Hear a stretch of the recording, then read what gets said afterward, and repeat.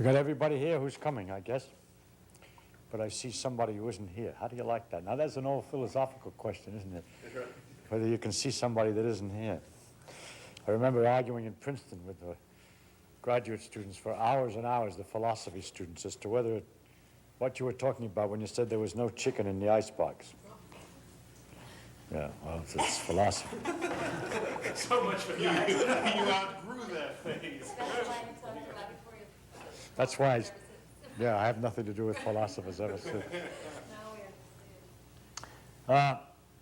We thought that it was possible that there's still people who don't appreciate the difficulty of this thing with the boxes, and so we'd like to divide you into two groups. Those who are perfectly confident about it and don't want me to go over it 16 more times, and those who would like me to go over it, well, at least 2 more times. So can we, we're going to divide this thing up, and we'd like to know how many want me to go over it a couple more times till they really fully feel the difficulty. All right, we have 2, 3 customers, something like that. So what we'll do is that Ralph over there, who's an expert and my assistant guru, will take care of you. In the meantime, the guys who've been asking me very technical questions about perturbation theory, calculations, and other matters of this kind will have a chance to talk to me. Because we have such a difference in the backgrounds of people, we're going to separate temporarily. So the ones who are having trouble before will catch up and see why it's interesting, because that's the whole purpose of this, is to understand that. If you don't understand that, we're not going to understand anything else. I mean, there's no problems. So that's the essential thing. After that, it's very easy. It's going to be easier. It's just like climbing a mountain, and from then on, it's to get a view. You see the view, and now you climb around down on the ground and have fun. So that's what it is. But we have to get you up to the mountain, right? So Ralph will help you climb to the top of the mountain. In the meantime, these guys who think they're there already will waste time by answering the technical things and complicated things, so which the others won't be interested in anyway. All right? So can we do it that way? So he's over there. I'd like to just go out to the tape side. All right. How about that? So those who are having, you're not going to miss anything, in other words, because it's just going to be some. Specifically the problem with 2/3, why is 2/3 so Yeah. So we'll just take care of that, and the other ones will be.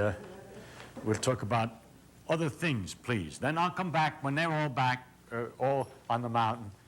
Then we'll go back to the top of the mountain and show what the views are from there on, okay?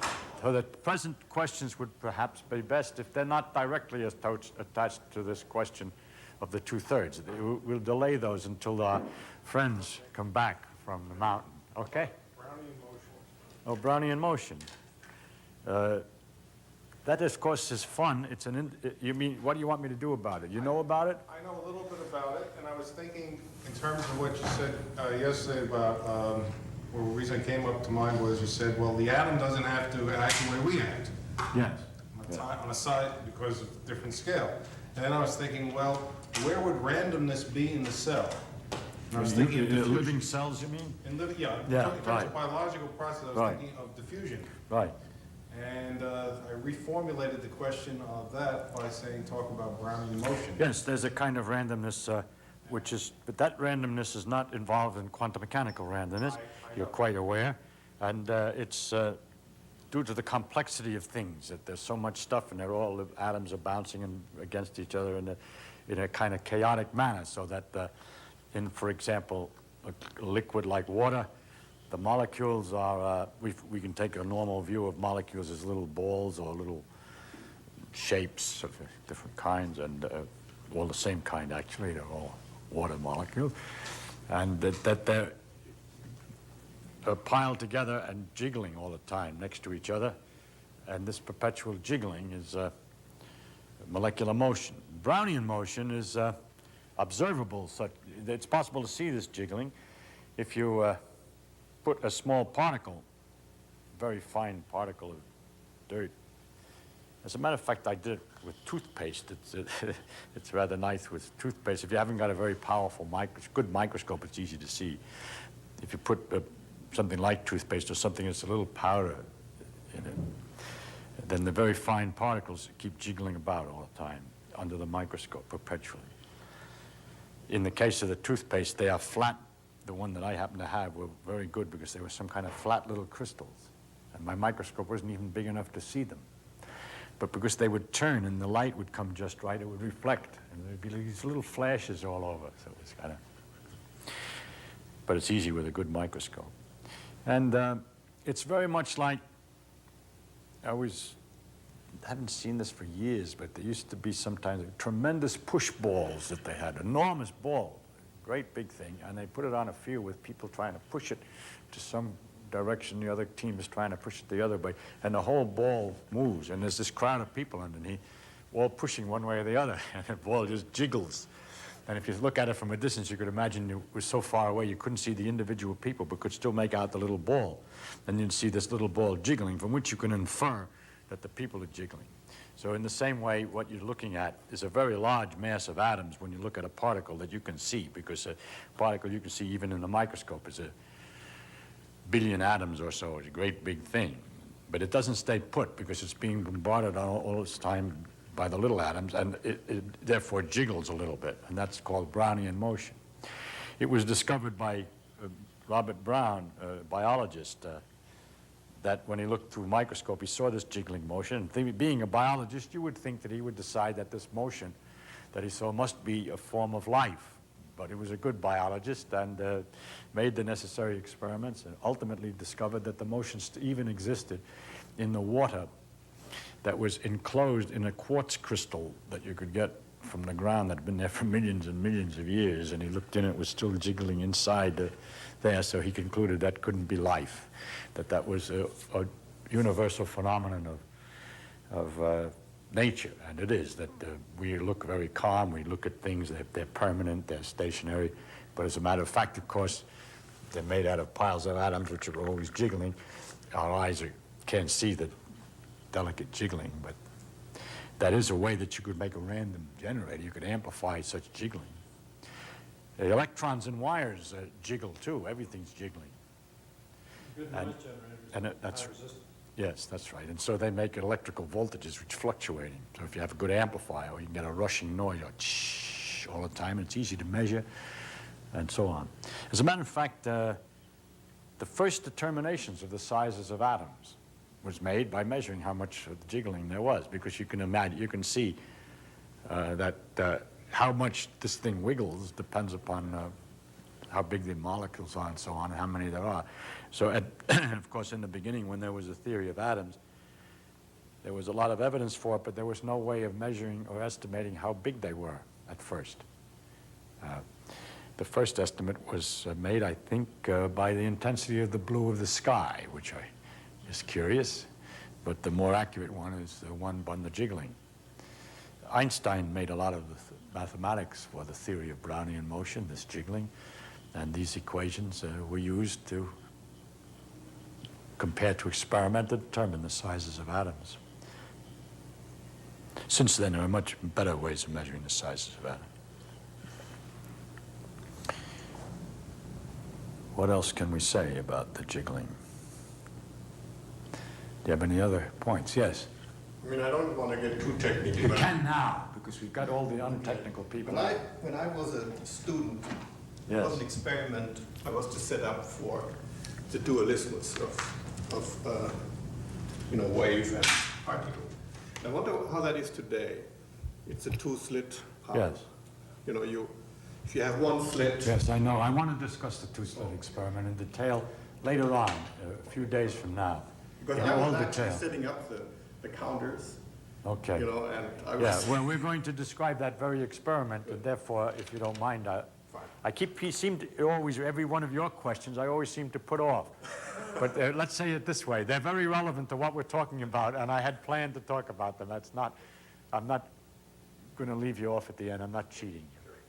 Yes? Okay, so my question yesterday was in Yes. regard to it's not clear to me why Yes. Feynman diagrams should actually manifest when we look for them.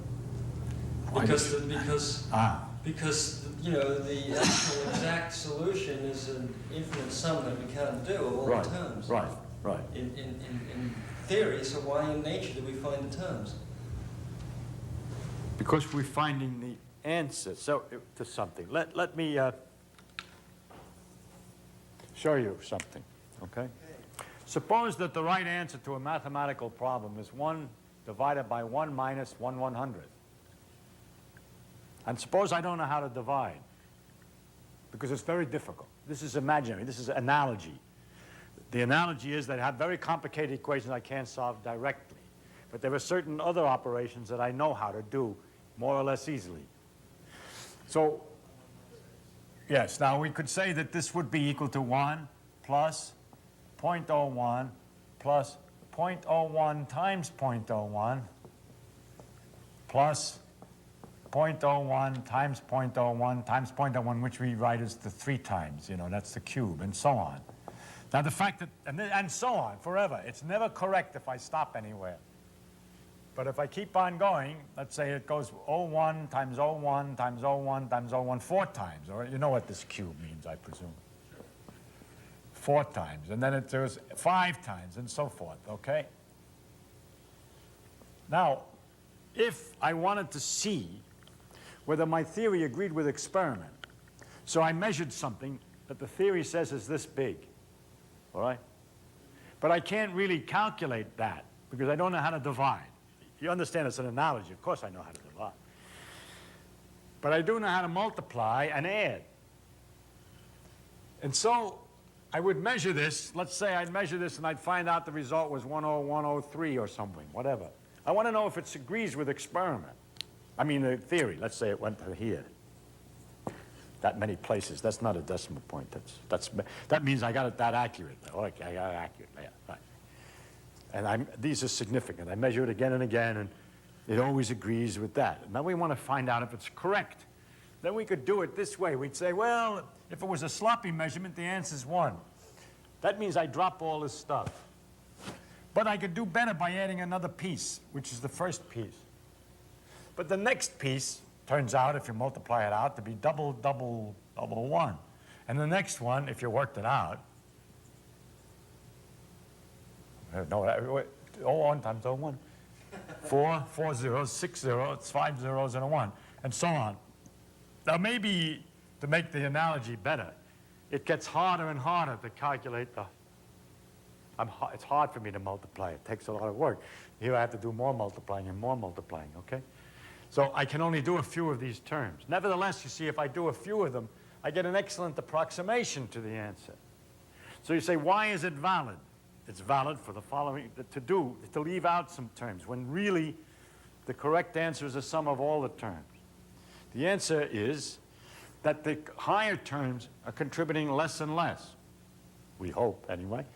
We can't calculate them exactly. We're not going to compute them exactly. We're going to stop somewhere.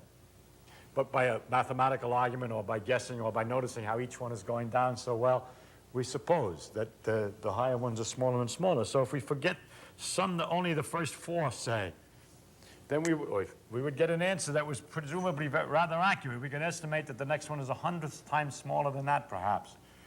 Of course, all these estimatings and so on are unnecessary. We actually can carry it out in this example, but it's by analogy. We imagine it's hard to do all the arithmetic.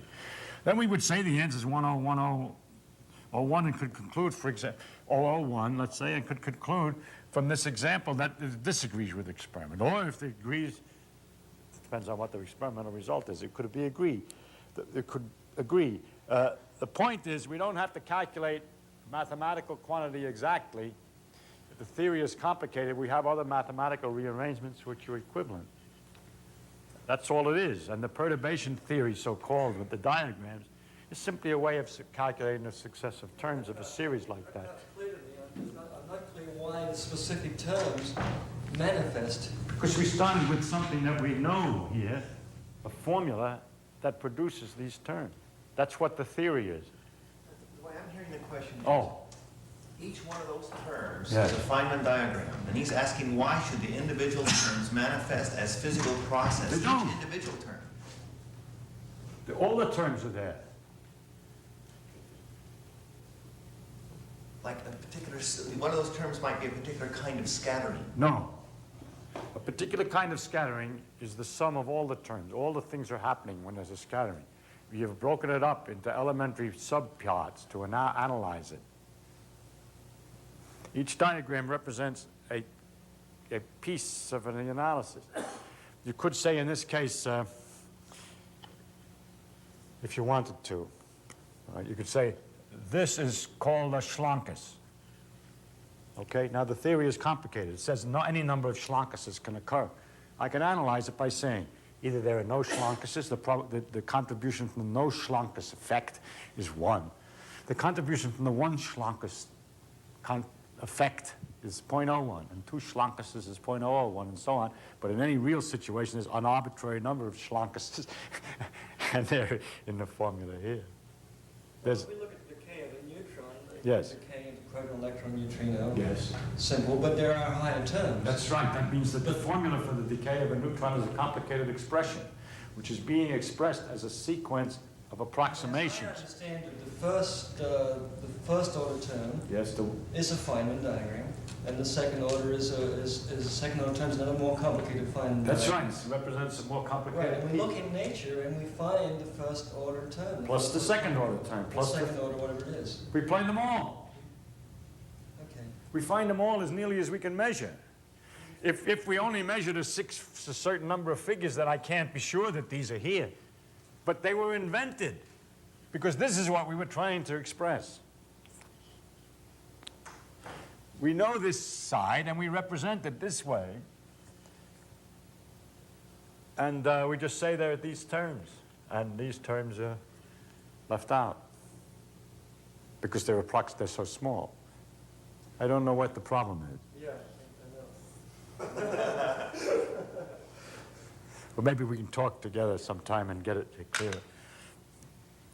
Have everybody back or no? I see there's still somebody working. No, yeah, we're all back. He's just getting some. Oh, okay. So you're all back. You mean you've all been educated? Everything okay? Oh, great. Well, that was easier. He said it would take a half an hour. But apparently you were closer to understanding it than he thought, or he was cleverer at explaining it, or else he gave up in despair. There's maybe an even higher order term. Right. Okay. Well, now that we all are together on it and see that there's something deeply puzzling about it, I review the phenomena for just a moment and say a few words about it and tell you things. The idea was we discovered this, that we can get 2 boxes, each of which has 3 buttons on it.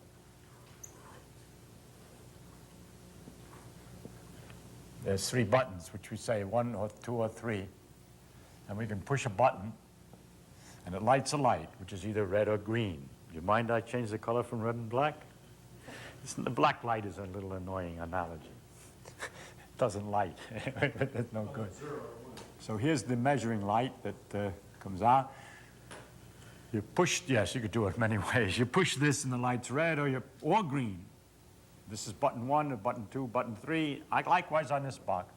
And just to review, once finally more goes like this. The boxes are set up and I give you charges for them, or I give you the boxes. It doesn't make any difference. I have, once they were together, they can be taken anywhere. Now, it goes like this. If you push any button here, the light will light up either red or green, and it's about 50-50.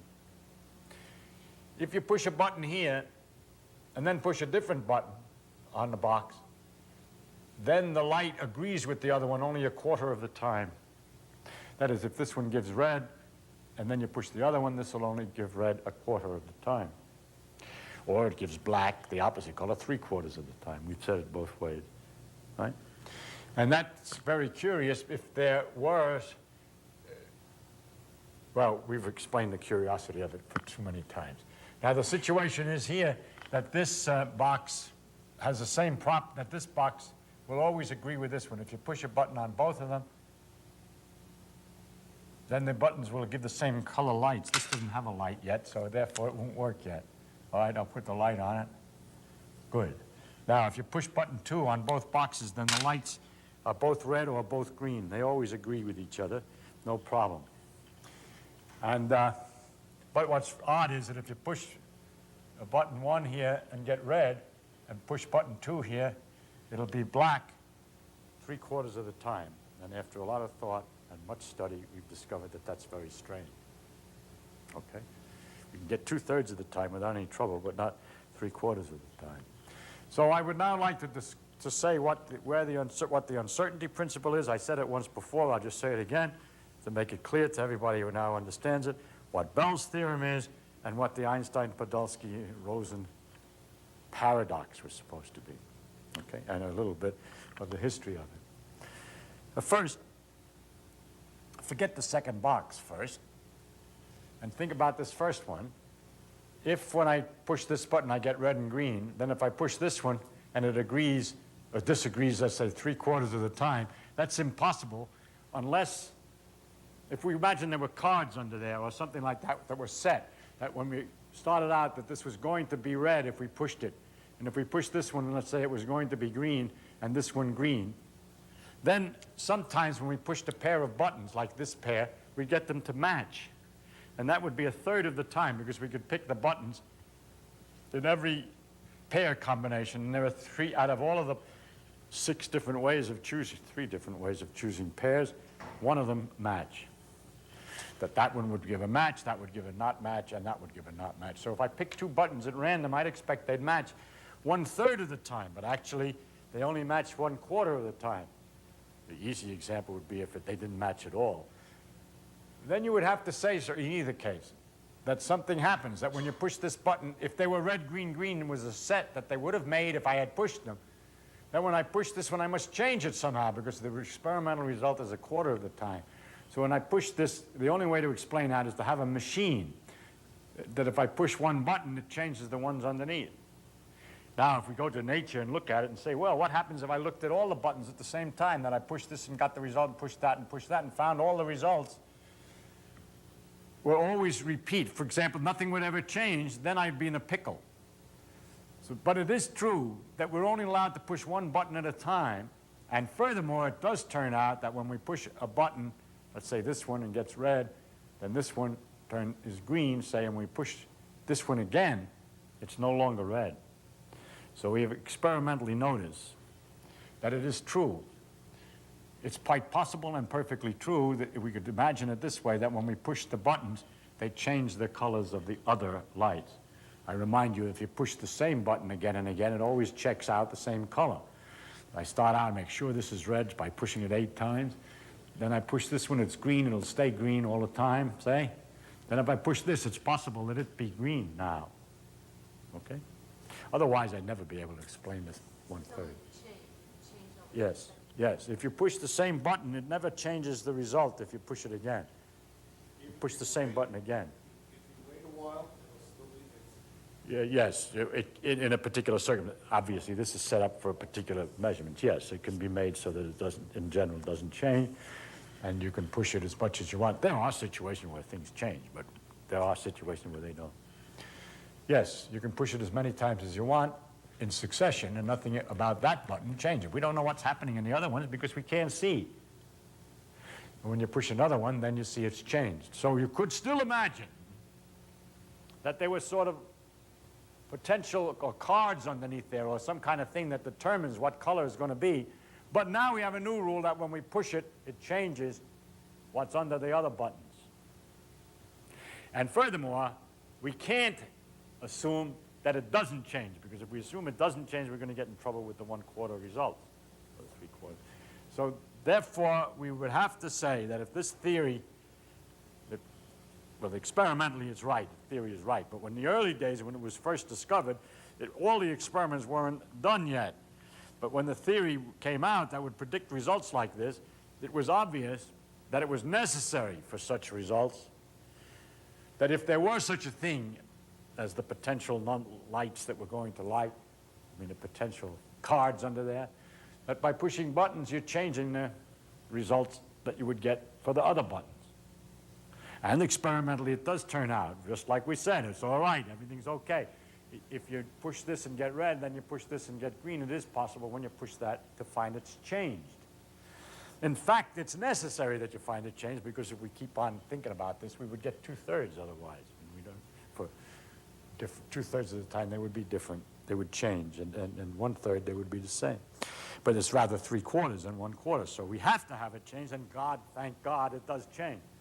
But that's a very simple view then. There's nothing wrong with that, but to say that there were these things were under here, but they changed. Now to say there were things under here, that is, ahead of time there's a potentiality to be red or green without looking at it yet. We can talk about such an idea. We're going to call a classical view. That means an old-fashioned view. And what Heisenberg said was that the old-fashioned view, if it's tried to be maintained at all, would have to have in it an additional new feature that it shall be impossible to determine what color this one would be without changing the potential color that the other one would be. In other words, by measuring that, by pushing that button number 2, you've got to change the colors under number 1 or 3 if you wanted to picture it with color.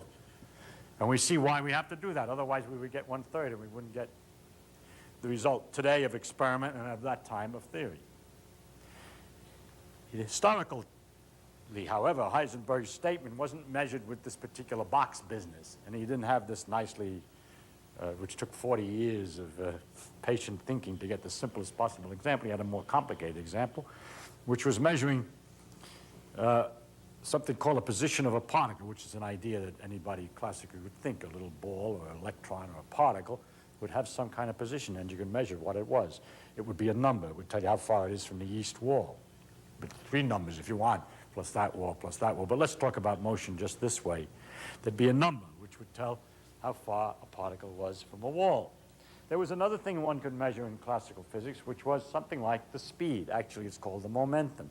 It's the speed times the mass. It's a thing that tells you how well it coasts. And you could also measure the momentum of something. Obviously, you can measure its speed, and you can measure it as accurately as you want, and the position as accurately as you want. But according to the mathematics that he discovered, Heisenberg discovered, he saw that the implication that you could measure the speed and the position both simultaneously and know them, and that they would check when you measure them again and again, was impossible. It was contrary to what the theory would predict.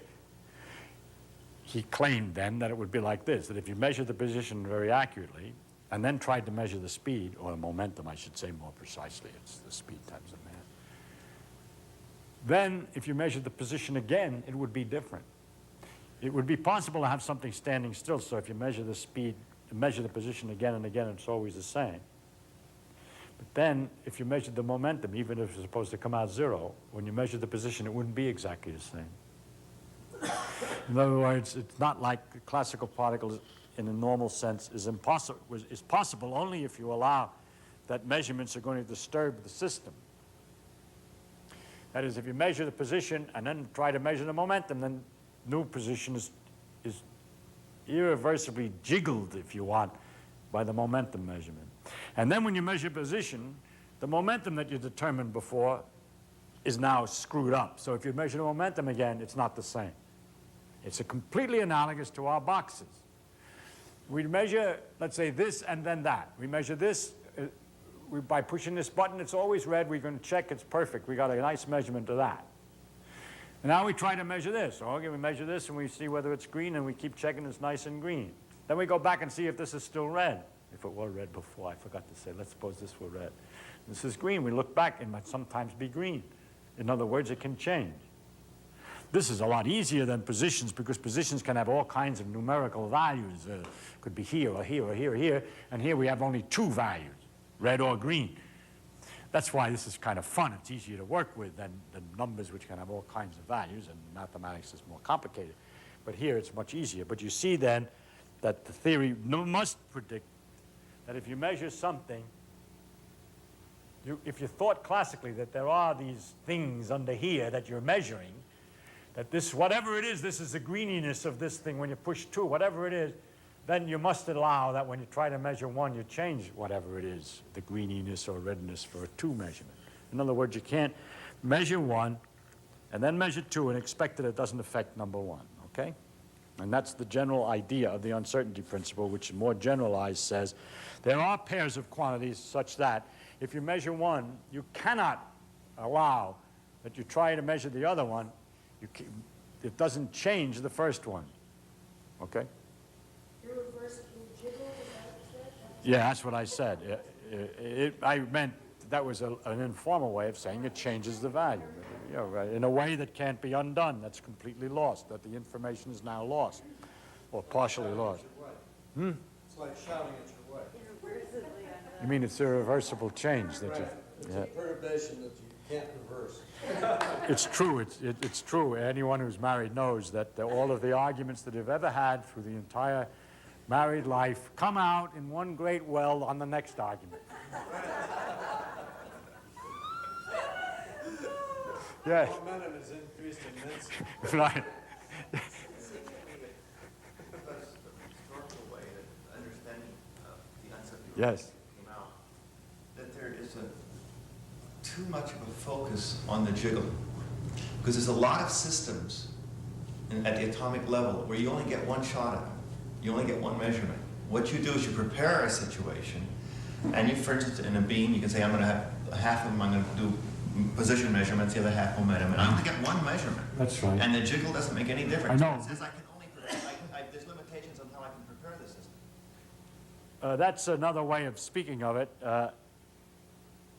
The preparing means that you want to be able, it's a different idea, but it's the same idea. Suppose that I said that I have some way of setting it in. That's preparing it, so I know what their red or green are going to be.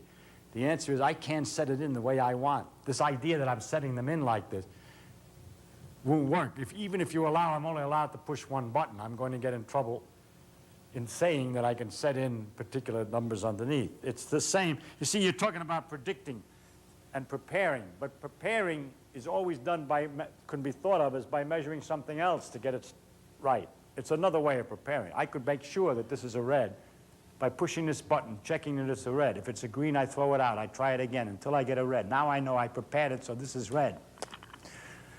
Now when I measure this, I change the preparation is screwed up. That's what preparation means. Is this applicable only to single events, single particles, or is it applicable to massive numbers at once? It's applicable to any system at all. The system may contain only one particle, it contain 3 particles or 25 particles. How about a billion particles? It's perfectly all right. Numbers are no problem. Yes, it could be any number of particles. Where you have beam collisions. You've got billions of particles. This particular set of numbers with the 3/4 and the 1 was with one particle, and in this case with 2, and I had 2 boxes. And we're studying what happens with 2. The difficulties, the character of this thing is in the particle. And if you have a billion particles, each one or them are all doing the same kind of terrible thing, all right?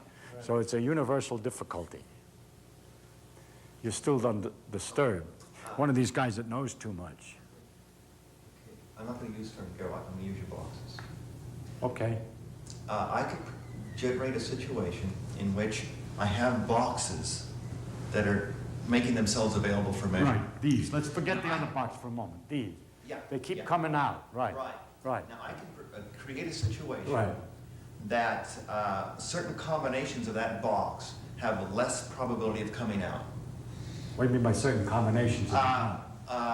Those boxes in which They're only the red I ones. can make it so that only a third of the time you'll get red out of door number 1, and Why don't- 2/3 of the time. Why don't we make it easy? Green. We always get red out of hole number 1. Does that satisfy?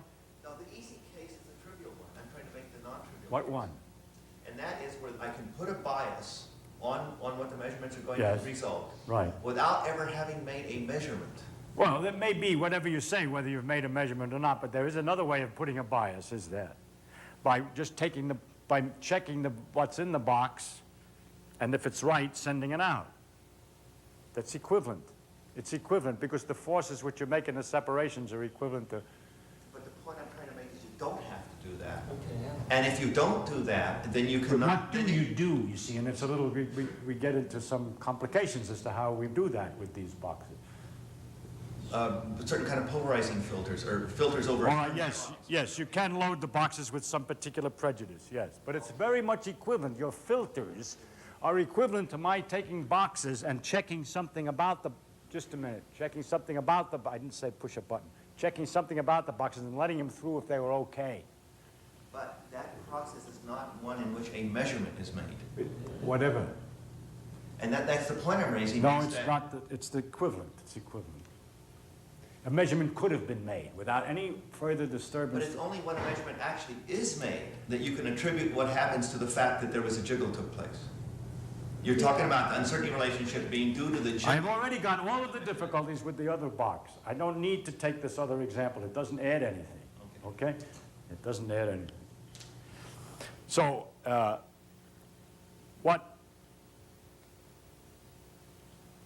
way of speaking would be to say, one of the things is either, I see what you want to say, I know what you're trying to say, which will make more clear when I take the case of two boxes. Let me just get to it in my own way, and then we'll come back. The original, one way of thinking about the uncertainty principle, which I made, which is less subtle than the regular way of describing it, was to say that if we tried to imagine that there was such a thing as the red, green, green, if we pushed a button on one of these things to determine it, it has to change the other one. And it's like that. If we imagine that a particle had a position and a momentum, then if we measure one, we have to disturb the other. Okay? In certain circumstances by luck, but not with position and momentum. No. If you measure position, you can have to disturb the momentum information. But statistically, you disturb it. That's what I'm talking about. So any prediction that you had made previously is not necessarily right.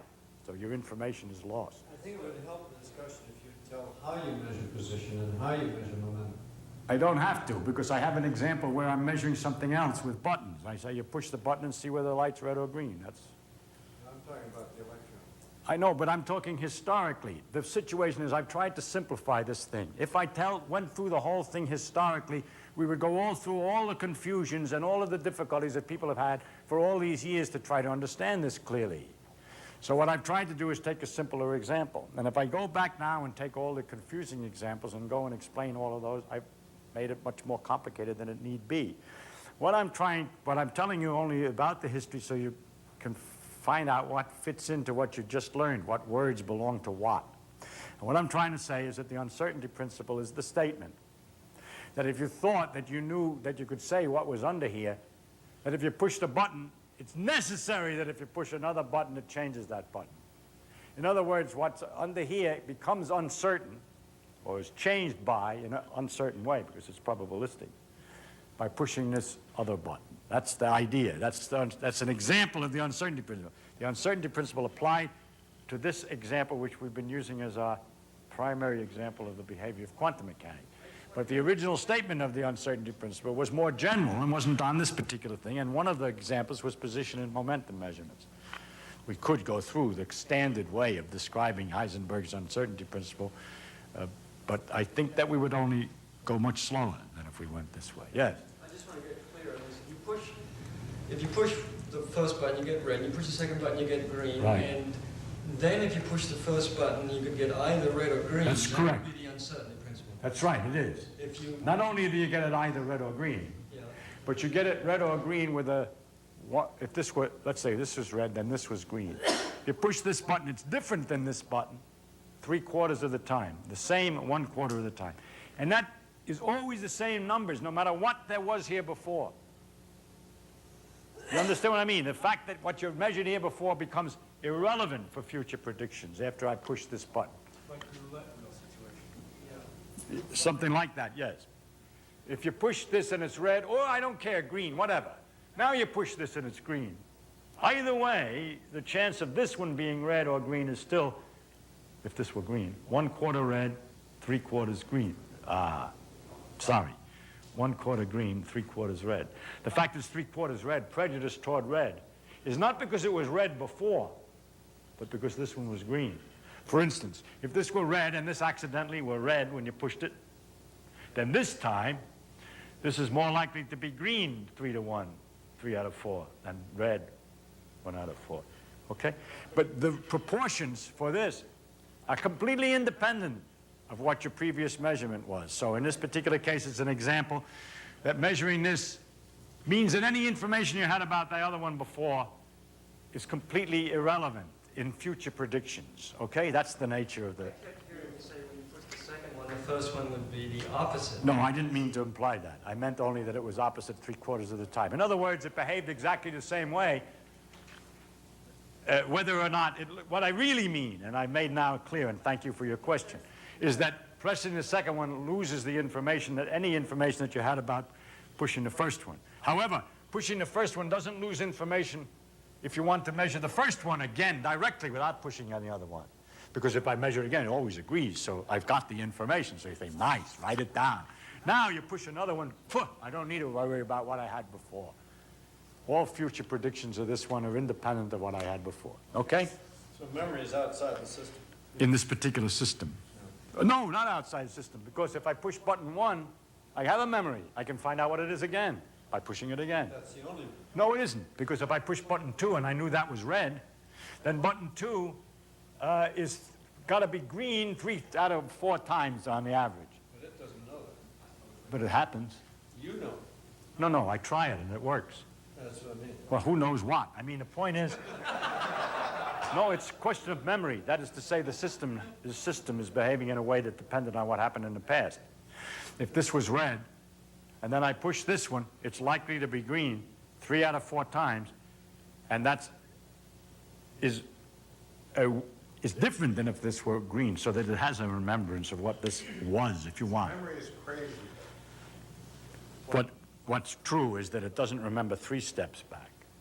If you push a different button, it destroys the information from before, okay? So pushing 2 destroys the information you had from pushing 1. And that fact that has to happen, that if we had discovered, in other words, suppose that in the early days when this was first measured, you say there are different ways. I don't have to push the button. I can look inside the box by some kind of other trick. I got other methods. I scatter neutrons. I hokey pocus. I do something else to determine what this button would have been if I pushed it. After all, there are switches in there. After all, I can look at the way the thing is loaded before I push the button. That is, I make a different kind of measurement by a different method, which is to give me the same information. Now, if I could describe a different method which would have found out about these, which would not destroy those numbers, I never could get the 1/4 results that we were talking about. It's impossible. Well, Heisenberg's uncertainty principle went on to say, well, that not only does it change the measurement, but that no other way can exist to measure things that will disturb it less. There was a minimum amount of screw-up that you had to make when you measured button 2 about the information of 1. Okay.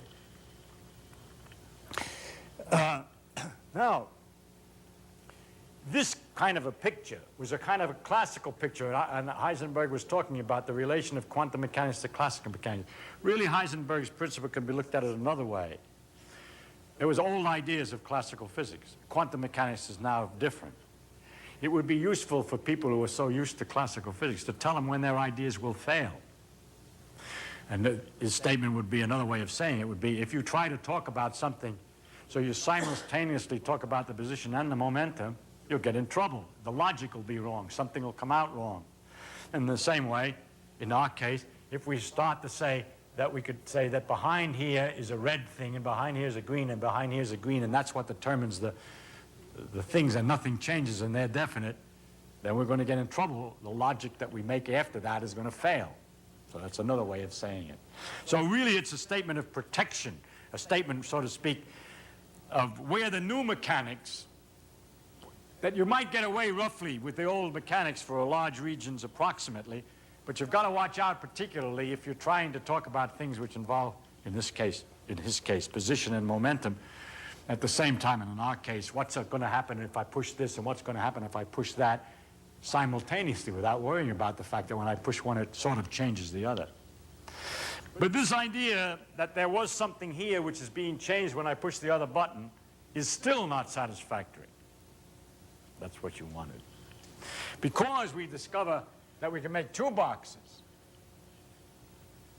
And instead of finding out what's in here by piddling around in here, we remember one way was to push the button, the other way was to look underneath the switches or whatever. But whatever way we did it, it had to be true. Otherwise, we have an inconsistency that if we determine that this would have been red, and check it with the button, yes, it's red, check, yes. Let's take another. Suppose I found another way to look in here and look inside the switches, if there were any, and determine whether this was going to be read. All right? Now, if it's any good, after I've determined it was going to be read, then I can push the button and check whether it's true. Always works. Suppose. Right? But in the same way, I would get in trouble if after I determined that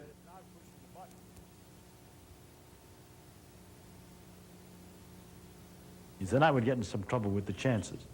We know that. We know if we can determine this without changing these, we're going to get in trouble because we're not going to get the 3/4. But there is a nice way, so you could always say now with Heisenberg that any attempt to measure this by any method at all is going to affect it. And that's perfectly happy and satisfactory if you would say, well, that's very easy. I'll just imagine any piddling that you're doing there inadvertently turns something in there. But there is a way, a magic way of determining what's here without touching this one. Just a different way, which is to measure this other box, which has been correlated with it that we talked about. We have this special circumstance that we can arrange things so that what this one gives can be determined by pushing that one. Now, because this box can be anywhere inside of cylindrical block houses or whatever else, it's a bit of a strain to suggest that when you push that, it changes this. And so we have this puzzle that we would like to say that when we determine what's in box number 1, we would have to change things in 2s and 3s if we took this old view that there is a potentiality, that there are cards inside or something like that. So that the idea that there's cards inside or something like that, there's 2 ways of doing it. You can either say there's a marvelous force that exists at any distance instantaneously through block houses, through copper walls, through quartz. There's nothing you can do to affect it by doing something in between. Or simply to say that the old ideas are completely wet, that we can't talk logically about there being potentialities for red, green, and green, or for any other potentialities until we push the buttons. That to say what they might have been before we push them is no longer going to be permitted. We can't start to think, well, let's see. In the beginning, it could have been that when I pushed whatever I set it in, when I set this in, I could say something like this. This is where all our trouble comes from. We say, let me see, I haven't pushed them yet, but there's various possibilities that when I push that, it would be red, that one green, and that one green, or that this one would be red, red, red, or whatever. But these potentialities, physicists do not permit themselves to talk about anymore.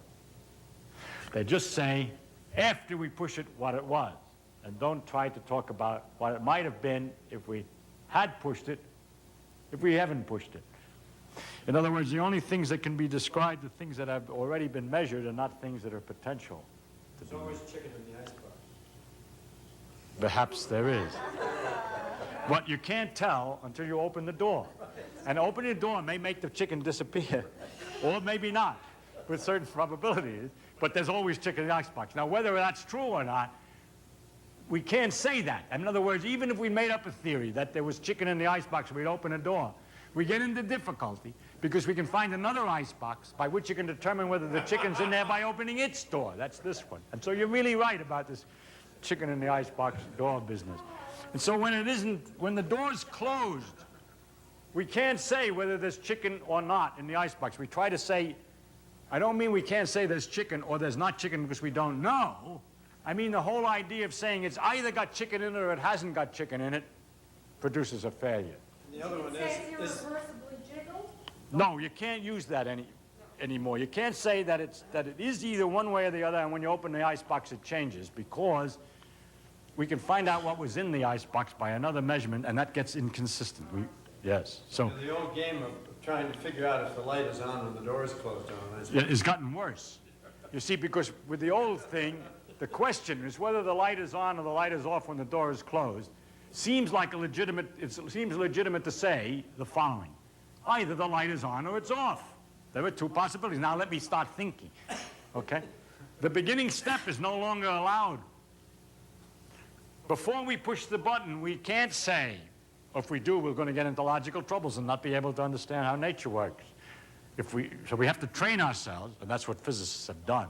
They train themselves in a negative fashion to be very careful, not to say things like, well, let's see. This is either red, green, green, what would happen if I push the buttons, or else it's green, green, red, or else and so forth. Those are possibilities. Now I'll push the button to see what I get. The whole statement that these are the list of possibilities is no longer permitted. So you have to be very careful with the logic, okay? And what I'm going to show you in the next days is what kind of machinery we actually do use and what kind of thinking we actually do use in order to predict results like this, because we can predict them, you see. We do have a theory for all this. It's not that chaotic, but it's not at all like what you're used to. Simple ideas of logic, the simplest idea that these are the possibilities, and let's see which one it is not permitted. You get into trouble. What is permitted and how you can do it so you don't get into trouble will be described in future workshop sessions. Okay. Now, but now I'm trying to explain to you why I claimed in my workshop advertisement that I would tell you about the uncertainty principle and Bell's theorem and Einstein-Podolsky paradox, because I have just done so. It's all finished. But you will not be satisfied because you don't know where each of the pieces are. So first I told you where the uncertainty principle was, the statement that by measuring something you've got to disturb the predicted expectation for something else. But it's more subtle. You're not allowed to have an expected predict for something else anymore and say it's changed. You have to have it be more abstract in order to be able to understand this situation. There, of course, is another way, and people have proposed it, and that is to say that when you push this, there's a marvelous influence that spreads instantaneously through all the world and changes those other things which were correlated that you expect to measure, okay? This is possible, and that's a model that you might prefer over the idea of saying that there's no such, you can't talk about the possibilities before you make the measurements. That has turned out, people have tried to do that. There are two directions in which you can go. You can say, yeah, there's always this instantaneous action and it does exactly the right thing and it doesn't depend on the distance. But that's an unnecessary complication, so to speak. I mean, it doesn't help any. It's perfectly okay, but since an action can go at any distance without any effect, there's no laws about it except that it does just exactly what you want. So just describe what you want and never mind saying that it's done by some special law or some special magic, because that special high-speed interaction is only to protect your prejudices about the way you'd like to think about things. That's all it was for. It didn't change any results of what you'd expect for any experiment, which is what physics is about. And so, don't bother to say it. It doesn't make any difference. If you want, you say, this is so puzzling, I'd like to say there's an instantaneous action that goes at infinite speed everywhere and is not affected by anything, only to make the answers come out right, okay? Is okay. Well, you want to, okay, but it doesn't make any difference, right? Because the answers come out the same. So, yeah, so we just don't bother with saying it, most physicists. Now, however, there's another possibility, and that is that there really is such an action, but it isn't, as I said, that for short distances it's independent of distance, but for long distances it disappears, that it takes a little bit of time, that it does something. Then the predictions will be changed. For instance, if these boxes are pulled further apart, then this will not agree with that anymore. Or if I measure this too quickly or not quickly enough, early enough, I can't predict what that one's going to be, and so on, because there's the delays and there's character to the interaction. As soon as the interaction has character, other than this universal marvel that goes at all distances, at all speeds, instantaneously just to get the right answer, but it's more complicated. You say it takes time to go, or it weakens with distance, or anything like that. It makes new predictions. So, some people, early on, not many, but some, proposed just that. They couldn't take it. And so you said there must be an interaction. And they can't take it that the interaction is so fast and what they call non-local. It doesn't propagate. It really doesn't take time to go anywhere. It doesn't go through anything. There's nothing you can affect it with. So it must be affected by something, and made various predictions of what it might be affected by, and then would propose experiments that you would have to do to check out whether or not this magic force was doing the slightly different thing they wanted it to do than to be perfect, okay? And these experiments that have been proposed never work so far. Now you say, oh, well, I can certainly invent one which works over the entire range that's so far been checked, if I'll tell you what it is, right? You can just make the rules so that it'll go further on, that it'll happen only 1 light year apart. You've got to move these a light year apart or you'll never see any effect. Okay, we can't do that experiment. It's still possible. You could have it if you wanted, but there's no evidence for it. And all attempts of this kind to make those suggestions, which were not stupid, because this is so peculiar, it might have been that the prejudice about the way the world worked that you had previously was in fact right, and that there was some delay in the interaction. It's a good suggestion, only it isn't so far true. So what we do in physics is we take what we find so far and try to extrapolate it to see over a wide range of experience to see if it works. It's always possible that the theories be wrong, that there really is an interaction, that this really doesn't work, what I told you with the 2 boxes when they're a light year apart, or some other distance. It's always possible. We're not trying to find out for certainty what the world is like, but just what we've seen so far. And we can summarize everything that we've seen so far by saying that this interaction is instantaneous and magical and does exactly what we want to get the answer over here, okay?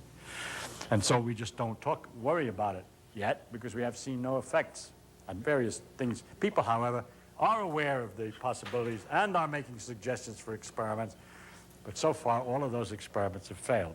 My personal opinion is that they're all going to fail, that the logic is wrong, that there was the prejudice that you had, a rather deep one, of course, about the potentialities for what's going to happen before you push, that must mean something, that the chicken in or out of the icebox has got to mean something. There's the only 2 possibilities, but that logic is wrong. I think that's really the way the world is, that our ideas that came from experience in the large-scale world are that wrong. That's all it is, but that's an opinion held by most physicists and perhaps incorrect, but we'll find out someday if the thing doesn't work. So far it works. So let's talk about so far, okay? Would there be a way of changing logical? I'll show you how we have to think logically, yes. Yes. We have to just be careful not to make some statement like, see, it isn't the fundamental logic, like you say, I'm going to assume a variable x can have 2 values. That's not what we're saying. We're saying there is a piece of chicken in an icebox or else it isn't. But we're not going to start to talk about what's in unless we open the door. Such ideas may not mean anything. It may not be an inside to the icebox, much less whether it's lit or not. As soon as you close the door, there's no inside, or whatever. So it's not logic, it's a question of what you're going to allow yourself to talk about. So you're being rigorously operational.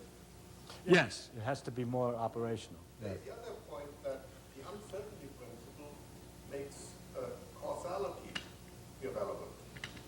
Because since you can't determine the present... No, you can. If you measure whether this is a red light or not, it's perfectly all right. It's just that attempting to measure another thing about the present simultaneously changes what you found before.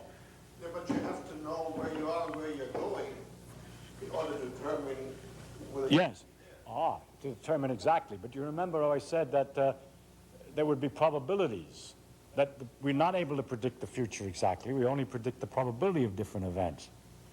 And if you want to say that, you see, we're not in a situation where we know this present and that determines exactly the future, because it's not the way it appears to be. We can set up the present as perfectly as we want, and the future becomes uncertain. It's only probabilistic. So it's consistent with the thing. Now, just to continue with this identification of words, all right? It was Einstein, after Heisenberg talked about the uncertainty principle of position and momentum measurements, most physicists understood it and everything okay, and took this point of view. But Einstein and Podolsky and Rosen didn't like it particularly, and they wrote a paper saying they didn't like it. And that's what it amounts to. What they didn't like, they took the analog of this experiment, except for position and momentum measurements. They pointed out it was possible to get 2 particles separated. So by measuring the momentum of one of them, you would know ahead of time by the correlations that would determine the momentum of the other. Just like if we push this button here, it would be just equivalent to pushing that button there, because they always agree. So you could make a pair of objects so that the momentum of this would always agree with the momentum of that. Actually, the momentum were opposite directions, but that's technical. You could put it through a mirror. So you could make it so the momentum of this would always be the same as the momentum of that, and the position of this would always be the same as the position of that. So you measure the momentum of this one, and the position of that one. And that was against the uncertainty principle, they said, because by measuring the position of this one, surely you can't be changing the thing over there. And Heisenberg would have said in the older way of speaking, if I would be crude, that by measuring the momentum, you jiggle and make unpredictable the position because of some mechanical effect. We have to deny that now. We can't just say it's a mechanical effect, as we've now noticed, that we can't say, it's easy to understand if you push this, you might have some wheels turning to change that. But if you push this, you have wheels turning over here to change that? No. So they just pointed out this little difficulty that you can't take the classical point of view that a particle has a position, well, that if you measure the position, that there is a position of momentum, when you measure the momentum, you change the position. That's too crude, because you could measure the momentum of this other one, and it won't change the position of that one. It's just, this is a completely analogous. It's an example of an Einstein-Podolsky-Rosen setup. The idea is that by measuring over here, where it's practically inconceivable that this could be affecting that, you can determine what this would have been if you didn't push it. But we don't like to talk about what it would have been if we don't push it anymore. That's the way we escape from that. And it was already known by the time Einstein and Podolsky wrote that was what people were saying. But they were objecting to that, and they said that that's not an adequate description of reality. Or perhaps it's not an adequate description of reality, but it's an adequate description of whatever we're able to predict. And people who've tried to increase the reality of this by making this a real wave or something like that have always produced predictions which don't agree with experiment. So that's where it stands. And that's, now we've talked about the uncertainty principle, and Einstein, Podolsky, and Rosen. All they said was there was such a situation, which we've already used. Did you have a question? Yes. I've always been impressed by the fact that I've not seen very many comments on the philosophical premises laid down by EPR, which is, if I can predict something with complete certainty, there's an element of reality that I can attribute. Yeah. And basically what you're saying is that's the piece of the action that you have to let go of. That's to right. create the dilemma. That's right. You've got that. Yeah, just because I can measure, yes, right. Classical reality Finally- is fixed and this reality is not. It's a different kind of reality. The world has to look different. Yes. Is that partially what you were saying too, that it's not a matter of the logic yet, that we haven't gotten to the new logic, but that right now we have to let go of the assumptions or other ways? Yes, there are two ways always of doing it when something doesn't work. You can either say that you're not allowed to make certain steps of logic or to make certain perfectly obvious assumptions that look perfectly reasonable. Both of them are difficult because we don't like either of them. The logic looks good.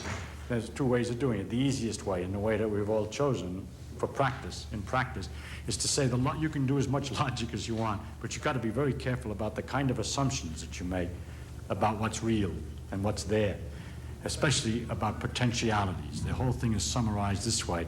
You can't say that this thing has the potential for producing red, green, and green. That's there before you push to check it. Okay? Wheeler has said, in a way, it's one of these beautiful aphorisms that are shorthand, which you can only understand after you've finally understood the whole. Oh, you want me to wait a minute for your tape?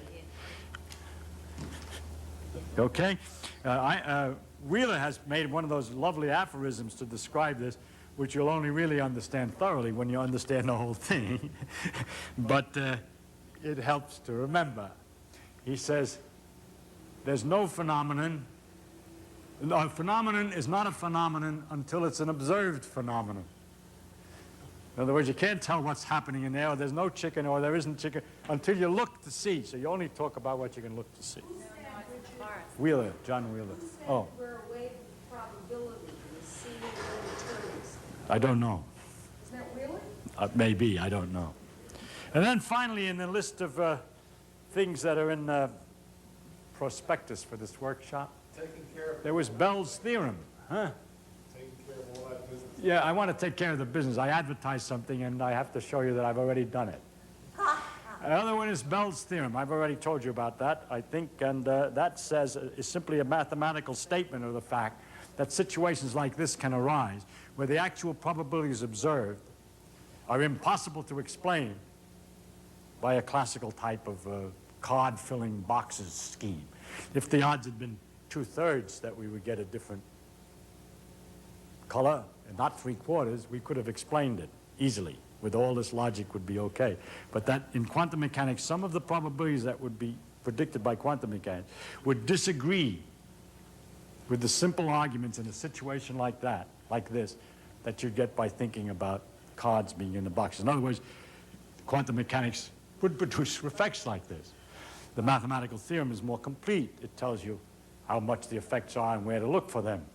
But we have an example of such an effect, and that's all we need to show that something, that quantum mechanics is odd. You don't also need a theorem to tell you how odd it's going to be in every case, which is what the theorem was. Okay? The theorem was in fact inspired by such discussions of this for special examples. And not quite as simple as this one, where we have only 3 measurements, but measuring spins of electrons that were correlated and so on, where you can measure something that has light, or the polarization of light, where you can measure a whole lot of different possible places. It's if we had boxes with lots and lots of buttons. The point would be that some of the odds on the buttons were against the common sense, old-fashioned common sense. Yes? I was just going to point out that actually Bell's description is very much like this description in the sense that in his setup, you actually do have to look at 3 different polarizer settings in order to get the inequality, just as you have to have the 3 buttons. You need at least 3 before you get into trouble. You can show that there's no situation where you can measure just 2 things where the probabilities are not something that you could imitate with cards. Right. So that's why it involves 3 in his theory. Nice. Yes. We're there because, yes, where the thing is done general, or you have a special example, there must always be a parallel between a general theorem and a special example of a kind. In fact, I personally find different people are different. Some people think abstractly right away very well. I don't. I always have to have examples to understand something the first time I hear it, and then I kind of generalize from the examples. Other people like the general thing and then try to use it on examples. So I like this way of thinking of things, a nice, simple example where all the things are perfectly clear and there's not a lot of mathematical stuff that confuses me. Which if I study hard, I can sort of check out. In fact, what I do is the opposite. I take the mathematical scheme and try to find a case like this. I didn't find this one. I found one with 6 buttons. Okay? I mean, my original one was more complicated than this one of Merman, which is beautiful. Beautifully simple. Mine had 6 buttons. It was almost the same, actually, but it wasn't quite as good. Can you give us a practical application of Bell's theorem, the way you talk about the sunset and the moon? No. No, we've talked about it. There's nothing magical about it. It's just a mathematical statement that there are situations in the world where you make measurements like this which will have this kind of paradoxical probability answers. You know, the answers will be not understandable by supposing it was done with cards that were shifted and stuff like that. Okay? That this kind of a thing can happen. That's all it is. It's a statement that this kind of a thing can happen. Who added this non-local reality idea? I don't know about non-local reality. What? 2 sets. Huh? Who? You mean the 2 sets of different, 2 sets of 3 boxes? Right. Well, Einstein, Podolsky, and Rosen are the ones that emphasized this kind of a situation. It was already known to others what would happen in this situation. In fact, they could use the mathematics of the theory that existed for this kind of situation, but they didn't like the result. And they simply said that. They said, can quantum mechanics be a complete description of reality? Because, as you pointed out, they made an assumption about reality, which was that if you could determine what was in that thing, that had to be somehow real. And if you could determine it by doing something over here which didn't affect that, it couldn't affect that because there was no independent of distance and simultaneous and so on, then that was somehow real there, and they wanted to make it real. They insisted, in other words, that we'd be able to say that there was some sort of potential cards in here that are determining what happens. And that's just what we don't say. So, yes?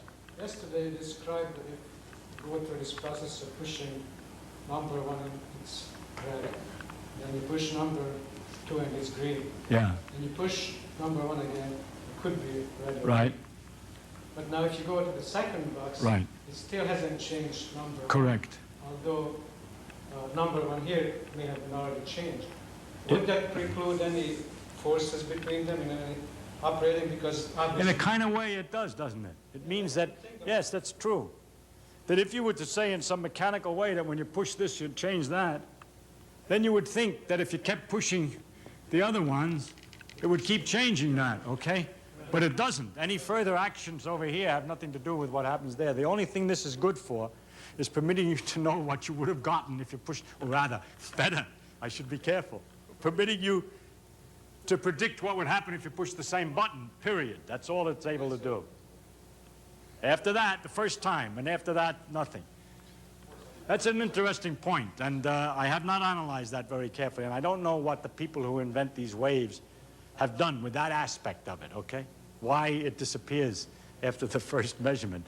It's an interesting point that I have not studied. Thank you. I'll have to look that up, into that. So that sort of helps to make it impossible. It makes these waves get more and more complicated to explain what? A result which we can describe over here and forget about this if we wanted to. It's just that this is correlated with it. Okay? So, I guess that takes care of all of the three things. Okay, now I've sold you what I advertised. And now I would like to, well, we're not finished yet. Okay, we can talk about a few other things. And that's this. Let me ask this question. See, you don't know what can be done and what can't be done, so I'm going to tell you something. Maybe we could make a copy of this box without bothering it. That is, we can make another box over here. 3 boxes. Ooh, what a wonderful idea. 3 boxes. And let's make it so that, is it possible? This also has a 1, 2, and 3. Is it possible to make 3 boxes such that the following happen? That if I wanted to find out what this would do, I remember last time with 2 boxes, I could push that. If this is red, that'll always be red. After or before. Make it 3. Then I could push this one also to determine whether this would be red. For example, if this is red, then this is red and this is red. Can we make it work with 3? In other words, in nature, is it possible to arrange that there are 3 boxes which have the following property? I could look at any box to determine whether this was red by pushing any one of those buttons, not necessarily this one, and they'll always agree. All 3 boxes always agree. Likewise, if I push button 2, all 3 boxes would always agree. Or if I push button 3, they would always agree. Then we were going to get in trouble. Because it takes a little thinking. I haven't thought it out to make it simple. But because we have another box by which we could make another measurement over here, so to speak, without touching it, we're going to find it's impossible. Now, it's not impossible simply because it's logically impossible, but, I mean, it's logic. But if you count the number of cases that you get, that is, you measure this box here, and this box here, and then ask how many times the pairs differ. They have to be a third. You see, this time I would be able to make 3 measurements, and I could list the 3 measurements. I could tell you what was 1, what was 2, and what was 3. Now, maybe it would turn out that one time it would be red, black, black. Those were the results, or green, green, I guess. Those are the results of measuring 3 different boxes. They're all available. Another time it could be green, red, red. The 3 different boxes, or maybe red, red, red. Because I have an experimental situation with 3 boxes, and I push 1 button on one, button number 2 on the second box, button number 3 on the third box. So this is number 1 on box 1, or box A. This is number 2 on box B, and this is number 3 on box C. There's nothing wrong with that. So here's the 3 boxes, A, B, and C. And remember that whatever I get on C would be the same if I pushed it on A, same number. Now if I make this long list of possibilities, which are all measured now, those are numbers that are in notebooks. They're not in boxes anymore. I pushed the buttons and I wrote the answers down. Okay, after I've done this for a week and I've got thousands of these, I go back and I count. Nothing. It has nothing to do with the boxes, nothing. I count how many times do I get out of all this a pair, 1 pair equal, and one. I got to get at least 1 pair equal out of every 3. See, I could think of all the I just have to count. Let me see. What do I count? I count how many times a pair that match appear. And here's one. It depends. How many times? Okay, let's say how many times a pair match appear in the column 1, 2, plus how many times a pair appear in the column 1, 3, or how many times in 2, 3. And I've counted all the pairs. And you see it can't be any less than 1/3 that pairs match. This is the pair that matched. In this case, these didn't. In this case, this pair matched, but the other two didn't. So I must get at least 1/3 matches. I can't get only 1/4 matches because I've written them down. I mean, that's impossible. So it's impossible. Therefore, something would be wrong if I could do it with 3 boxes. And nature doesn't permit us to do it with 3 boxes. It's not possible to arrange in quantum mechanical world, in the real world, in other words, 3 boxes which have this property. And if I push any one button here, I can determine what the others 2 would do. Any button. All right? What is possible, it's curious, what is possible is to arrange 3 boxes such that they all agree with hole number 1, say, for instance, button 1. I can take 3 boxes. In fact, I can take 3,000 boxes. I can make as many boxes as I want. Let's take 3 first because you get nervous. So if I push button 1 and say it's red, it'll turn out that any of the other boxes, if I push 1, it'll also be red. Right? All right? But if I push number 2 on this box and it's green, say, it doesn't mean that it's green here or it's green here. It doesn't agree in general, necessarily, all right? You understand? I can make it so that this box will agree with all the other boxes if I push 1. So I can use any box I want to predict what 1 is going to do on any of the other boxes. It was the first one. Number 1 box. I get a special arrangement. I made a special arrangement with the number 1 connection system, yeah, where I make multiples of these boxes, say 3 in this case, or 5 if you want, but which have the wonderful property. Let's make a lot of them, okay? I keep doing this. You can go to 3, 4, 5. I'm jumping too fast, but you can. It's the same idea. And I have a lot of boxes, and it's possible to arrange it by possible to get things set up. It's first position. No, first button. First button and first push. No, any number of pushes. If you just if you don't push. And it came green, would all the rest of No. and 2 C's the first push be green? No, let me say exactly what happened. You're probably guessing right. Let me just say it then. Yeah, you push 1 here, and it's red, let's say. Then you can predict that if you push 1 here, it'll be red. If you push this one, it'll be red. If you push this one, it'll be red if it's number 1 hole. Okay. However, right, if you push number 2 now, push 1 here and 2 there, you can't predict what it's going to be, but 3/4 of the time you can guess it'll be different.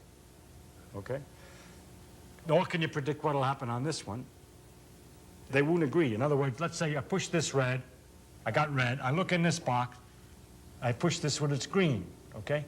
This does no longer have to agree with this. I can push this, it wouldn't help me to know what this is, and pushing that after I pushed 1 doesn't do any good. Nor, in fact, is it true this way, that if I started this out and I know they all agree in 1, by pushing 2, I can find out what I would get on the others. No, I'm not allowed to do that. If I do that, I'd get in trouble, as I told you, because I'd make a list and I would be in trouble. A different kind of trouble, much worse, because it's on a notebook. But there it is. I count them, and it's impossible. Yeah. You say it's only the left-hand position. Yeah, for instance, you could make it for the other positions, and you can make other kinds of correlations. But now let's say it's possible to make a perfect correlation, but only for 1 position. Okay? A perfect correlation means that you can determine any other box by pushing 1. You can only do that with 1 position. You can't do it with more than 1. When there were only 2 boxes, we had the wondrous fact that we could do it with all 3 positions, correlated perfectly, but no longer, not when we try to make multiples. In fact, if you made multiples that have this property, that are all built, so you're guaranteed they've been built by the same process all the time, so that number 1s all agree, which I'll call number 1 correlated boxes, okay? If you've arranged to make a large number of number 1 correlated boxes, and you don't push number 1, okay? But you ask yourself, what happens if I push 2? Let's say I push 2 on this box, it's green. And I push it on this and I record it. I push it on this and I record it. And I make a whole record of all the green, all number twos. You know what's going to happen? Not all green, no. Because if they were all green, then they would agree, and I said I can't do that, or I'm going to get into trouble. 3/4. Yes, sir. 3 of one kind and 1 of the other. And which kind? After you determine for a number of these boxes, let's say you had 1,000 boxes and you used 900 to determine what it was, and it was 3/4 of the time green, then you can guess. If you push this button on the other ones, it's red. And they all agree. They've been loaded. Okay? You can even determine what that is by measuring the others and measuring probability. But only by probabilities. All right? This correlating many copies on the same thing is what's really called measurement. Because when we measure something, we were able to make records and write it down somewhere else, so that if we wanted to get the answer, we can look at the writing. So making a copy is analogous to making a record. I could play around with these boxes and throw them away, and I still find out what this one was by measuring this, any one of the boxes. They'll all agree still, the ones that are still left. So this copying process, in this particular case, a copying process which sustains the correlation in hole number 1, or button number 1, is called measuring what the result of 1 is. And the measurement of 1 precludes a perfect correlation in 2. It insists, if you've made such a thing, that number 2, that's 3/4 of the time green and 1/4 of the time red. It's saying the same thing again. Instead of making the same button measurement on the same box all the time, just making many copies. Yes? I would suggest don't always use box number 1 as the first button you push, because then there's the possible confusion Between the box between label? the location of it and the fact that it was the first button you pushed. Oh, I see. Oh, you mean using 1, 2, and 3, I push button 1, you might be confused with whether it's the first button I pushed. In time, you mean? First in time or first on the box. Well, I'm sorry that I made that error. We could have called the buttons a PQR or something. It would have been better. Or the left button. That's a better idea. The central button and the right button. Good. Okay, that's better. Now, if there was any confusion, I'll say whatever I wanted to say again. I've arranged things so that the left button is correlated. If you push it on any of the boxes, the left button will give the same answer as on any other box. Thank you. No way, because it's still the same problem. What? The left has to be correlated, or they can't correlate the right position for it. It's better to say initial, don't you think? The No, what? initial press. What's the problem? I don't understand it. I think I think it's probably been mostly cleared up, but it's looked as if you were always correlating the thing on the left side. I was. Or the one with number 1 or whatever. I was. As if maybe you can't correlate the one Oh. on the right-hand side. It would be better to kind of randomly jump around and say, well, let's say we push it. No, well, if I randomly jump around, I see. Yes, okay. And then we've got 2 all correlated this time, and some other time randomly choose number 3. No, just a moment. Initial, the initial. No, just a moment. Let me just say something and see whether there's a misunderstanding in reality or just in words, okay? What's possible is to make copies by a certain process, which I can call, for instance, one of the processes of making copies would be, the hell with it. Don't pay much attention to what's in the other, and all correlations are lost. What's in one box has nothing to do with the other. That's a lousy way of making copies. One of the best ways of making copies with the most amount of correlation is there is a special way, a special kind of interaction that you have to make these copies. It's a process, the printing process, whatever, which makes the copies a special way so that what happens with the left button is correlated perfectly. That I can push any one of these boxes and it'll agree, but only for the left button. But you can make it so that... However, there's another process by which I can make another 1,000 sets of boxes, but I have to have the interactions different. I have to know what I'm doing ahead of time. So I make the copies. The process of making the copies is different. And for that one, it's the central button, which is correlated for all the boxes. And the third way of making the copy, the correlations, could make the third one agree. And there are other ways of making things so the correlations aren't perfect and so on, but the more perfect ones are the more interesting ones. Is that what you want?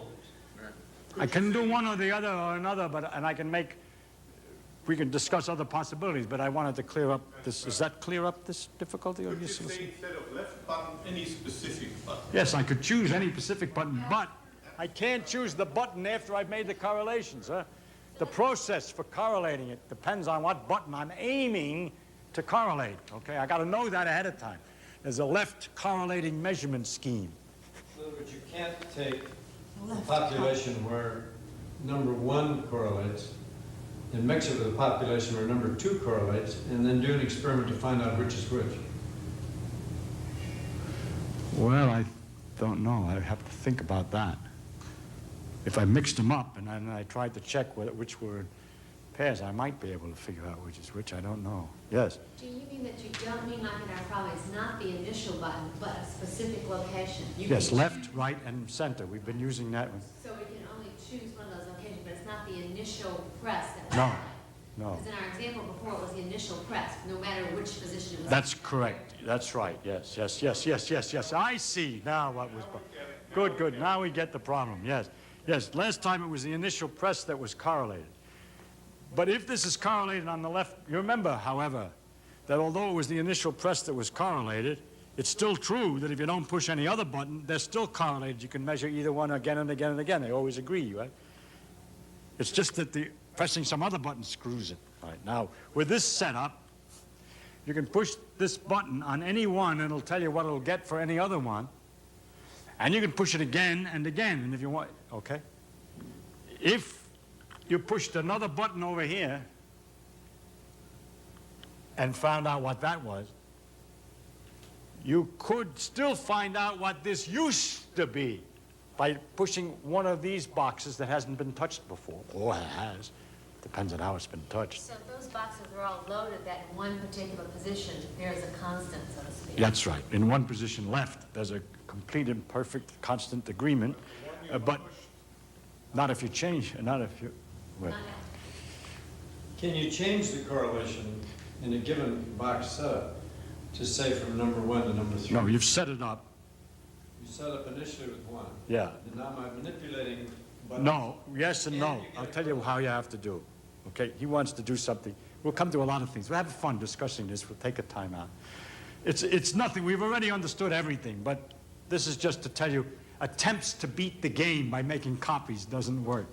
And this is what but you can do something with copies. Okay, his idea was, we've got the left ones copied. Can I do something to this box so it gets correlated to the right end? Not by touching just this box. I can by taking a whole bunch of boxes into my room and doing something with them, turn the whole system into the other kind. But I can't do it if I only got a few of the boxes. I have to have all the boxes. You say, yeah, but I'm only interested. Can't you just make these few correlated? No, because I haven't got the other boxes. I can't turn these, I have to have the entire population to turn any of them so they're correlated any other way, okay? I can only disconnect the correlations by touching a few. I touch a few, I can screw them up, of course. In fact, an easy way to screw up the correlation of this is to measure that. We know it changes the odds on that one. But if you say, oh, hell, so I screwed this box up, so I'll throw it away. I still know what number 1 is going. Just use another box to measure it. Could you at some point say how you actually prepare this? I probably will. It gets a little technical, and I don't know. I haven't prepared that. I'll have to think of a way of describing it in a simple way, a precise example of such measurements. Right. Yeah. That's what I'm waiting for. In the EPR, Well, you might have to wait longer than I think. thought Yeah. experiment, when you talk in terms... Just 2 of them. Okay, but we talk in terms of if you measure, if they're identical, even in opposite directions, using mirror image to Right, make it right, the same right. and so forth. What was that assumption based on, that you could in fact produce identical, so that you could measure one aspect of It one? was based on the equations of the quantum mechanics that had been developed at that time. The Schrödinger equations would tell you what would be the result of various kinds of experiments. And they're still the same equations today. And so they would use those equations, and he explained how those equations would produce this effect. Could you in nature produce Yes. two particles. Yes. That one where you could measure Yes. momentum and one. Yes. How do you know? Okay, all right. I have to think about how one knows that they're in fact identical, other than saying they are identical. Well, we don't know whether the particles don't have to be identical. All there is need is that one measurement predicts the other one. Sorry, complication. Well, I'm identical in the sense that either. What I mean by either identical, what he's position or worried it's about. identical. Yes, that's okay. Well, that's because the mathematics predicts it, and then you check it and it works.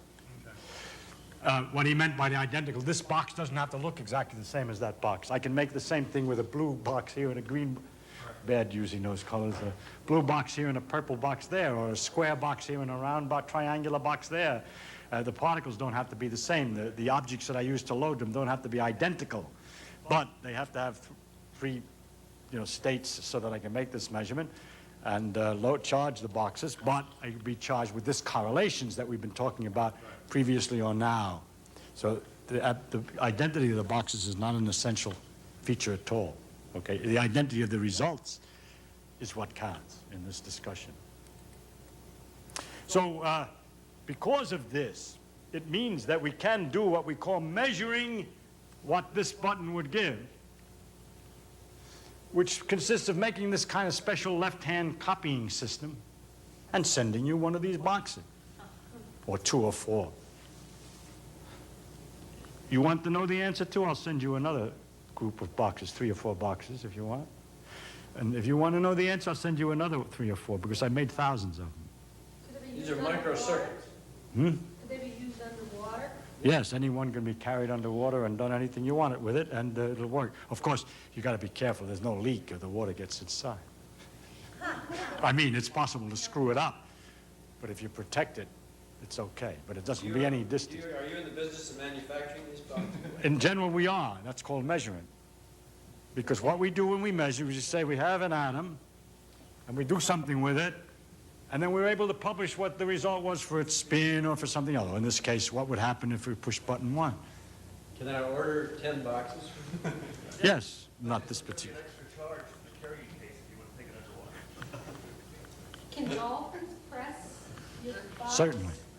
Yes. Their rostrum? Yes, dolphins can press the box. Computers can be designed with random number generators to decide which one of these buttons is pushed and record all the results and so forth. So it doesn't require mankind to do it. You say, but sooner or later the man has to look at the notebook. True, because otherwise we aren't going to know. You can't be us who know unless we look, right? So therefore man is essential to all observation. Yes, for all observation that he wants to know about. A perfectly understandable philosophical principle with no depth, but great profundity. I'd like to see you and a dolphin facing up to one another. Well, that would be fun, yes. We can arrange it. They have connections. Yes, In this last example, Yes. you're telling us now that one of the positions is perfectly correlated. right. And the rest of the story is that then in the other positions, you'll get a 3/4, 1/4. Yes. kind of Yeah, distribution. they're not correlated. I push one here, I might get green. Another one, however, will not necessarily agree. It might be red. If I made lots of boxes and just measured all of these central buttons, I'll get greens and reds, either 1/4, 3/4, or 3/4, 1/4, or something else. It may be a sloppy connections, but let's say 3/4, 1/4, or 1/4, 3/4. And from which way it is, I can determine what I would have got from one. In other words, if it's 3/4 green and 1/4 red, I can conclude that that means that this was probably correlated, that one's red. See, knowing that these are correlated, suppose we know how we made them, so we know they're correlated. Then we know that all these buttons are going to agree one way or the other, either reds or greens, and I can determine which one it's going to be by checking the second button only and finding out whether it's a predominantly green or predominantly red, 3-1. If it ain't 3-1, I'm screwed. Something went wrong with the experiment. It'll always be 3-1, one way or the other. And when you measure with enough of them until you're convinced it's about 3-1, more for the green than for the red, You know why I say you have to measure a large number, a reasonable number, because accidents can happen. Then, after you've determined it's 3/4 green, you can predict what will happen if you push red, not on the same box that you've used, because you know, when you measure that one, you screw up this one, so it isn't going to help any. This one's then 3/4 the other way. However, a box that you haven't touched yet, you haven't used yet, in order to get the statistics on the central button, if you push the left button on that box, it'll be red. Not on the box that you played with already, because in those boxes that you played with already, they're the universal rule. They're all independent then, you see, that if this is green, the chance of that one being red is again 3/4. Yes. And if this is red, then the chance of that being red is only 1/4. I thought they were all perfectly correlated. They are. They are. So what information does that really give us? That the only information it gives us is that we know what we would get for any box by looking at any other box for left pushing. It allows us to separate them without. Yes, so that you can publish what you observed, you say, about the first box, the early box. You can sneak your assumption back in. Yes, yes. What happens if you have three? That's right. And what happens in nature, on a large scale, if there's anything, it's always this kind of correlations, that at least that are interesting, unless it's just chaotic. So all of the physical world which we analyzed before, where we found laws and so forth at a large scale, were always in situations where we had millions of these things correlated, and therefore the reality looked like it meant something to say that that was red or that was green or that, because we could check it all the time by looking at any other place. So it looked real. It only looks real because we have so many copies. But what we've discovered is that we can't make copies of more than one thing at a time, which is another way of saying making copies is a measurement, we could say, in a way. So we can't make copies of two that are correlated on two different lines is a statement. We can't make measurement of the two different quantities simultaneously. That's the uncertainty principle. Okay? I just want to compare making a measurement with these copies. You say, what has that got to do with it? What's the matter with pushing this button and looking at the light? Pushing the button and looking at the light really was making copies.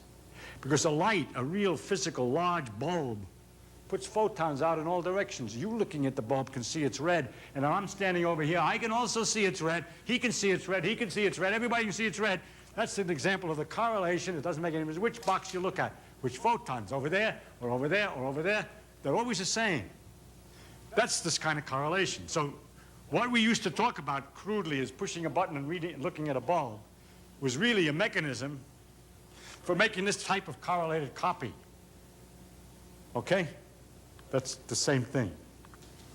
And the laws of interaction of matter permit us to make such copies, but do not permit us to make copies by which we can determine make a correlation that works both for the first button and the second button perfectly. We can make it perfect for the first button, but only 3/4 perfect for the second button. Now, mind you, there is a correlation in the second button. It just isn't perfect. The first button is all agree, but the second button, they don't all agree, but 3/4 of it, is more likely to agree than not. Okay? That's what I meant. It's more likely to agree with each other than not. Yeah, I said it right. It's a beautiful model for me. Yeah, it's getting better, right? Good, we're getting somewhere. Now, if you had an observer that had a very peculiar visual system in which, when it showed red, he would sometimes see green. Yes? Okay. Oh, sometimes. But then, let's say I have a... Oh, then this fella wouldn't be so hot at making observations of the world. He would be drunk most of the time. No, but then he would... I mean, it's like asking for a drunk observer. He doesn't make... No, then he would correspond to box number 2. Oh, so He would make number 1 into a number 2. But he'd make number 2 into something totally different. He couldn't observe number 2 because his 3/4 probability. Exactly. And you wind up with you don't. Yeah, whenever he observed, he's not very well correlated with... Right. He's only partly correlated. Right. There are observers like that, yes. Yes, there are. In fact, in certain... Especially when they have LSD in. Yes, but also in a certain sense, we are observers like that, because we can only amplify certain aspects of small things. This is an example. And so we are sort of seeing crudely, right? Right. Seeing crudely. And so one way of looking at the uncertainty in the world is to try to suppose that that these things are there, but we only see them crudely. This idea we have to get rid of. It doesn't work, because the whole discussion of this pair of boxes was this idea that there are red, green, and green, or green, red, red already, but we can't make it out very well. When we push buttons, it changes, it screws up. And that doesn't work, that's not enough. The world is still worse. We can't really understand the quantum mechanics by saying, there are all these things. It's either one, it's red, green, and green, or whatever combination. We just don't know what it is. And we don't see too well.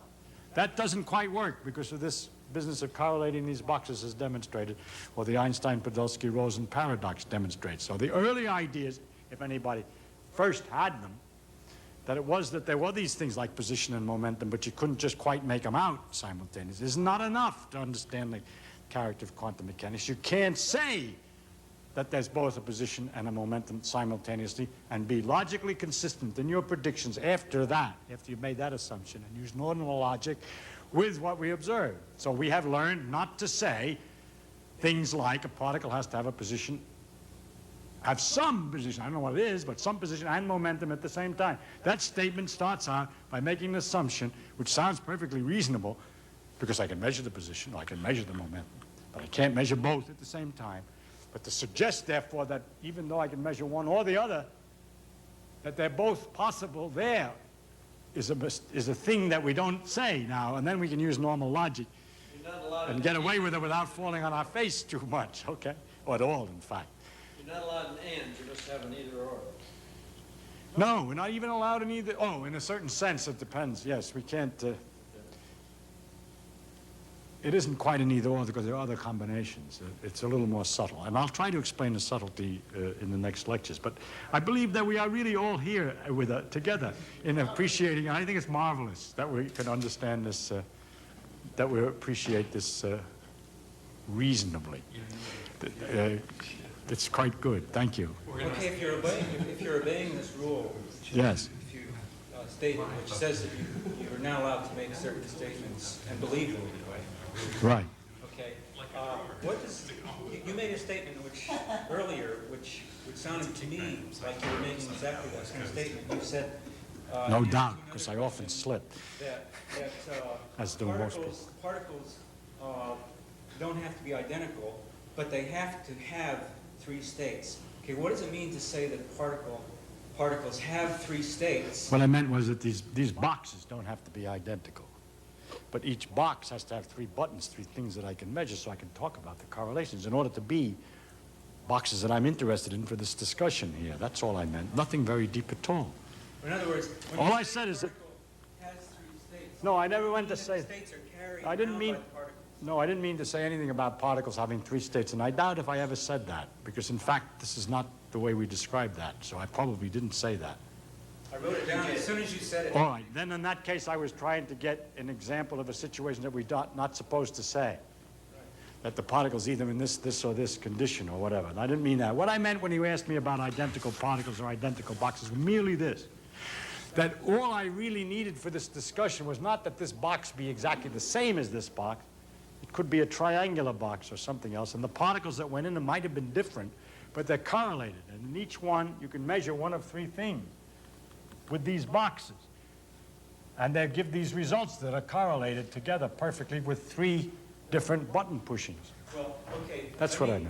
Well, That's correct anyway, whatever. It's not the threeness I'm quibbling with. It's the having what I'm quibbling with. Can we say a particle has a state? We can say particles have states, yes, and we do say that. But in a new way, a way which I'll explain later on. In this particular example, believe it or not, this is done with a particle which has two states. So it's therefore not the kind of thing I would say, okay, that it had three states. If I did say it, I made a mistake. No. Yeah, I mean, I made an error, and you're right in asking. I didn't mean to say that. So it's a mistake. And the threeness here is, in fact, an attribute of the experimental setup. Yes, the threeness here was simply a particular choice. With a particle with two states, there are many different buttons that you could measure, many different things you could measure. The situation can be more complicated. And the probabilities, however, always have this horrifying aspect that they're impossible to explain by supposing this kind of a picture. And I've just taken 3 to make it easy for you so you don't have to deal with complicated numbers. Actually, there are other things I could have measured about this object, which would have interfered with the measurements here. It's as if I had 17 buttons and then give you a long talk about 17 buttons here, 17 buttons there. Right? The same particles, as a matter of fact, were given. I even gave it exactly the same pair. But the particular machinery for making measurements is more elaborate. There are 17 things you can try. Then it would be a story that would go something like this. If you measure any one of the 17 possibilities, okay, the left by left center possibility, and you make the same left by left center measurement over here, they always agree.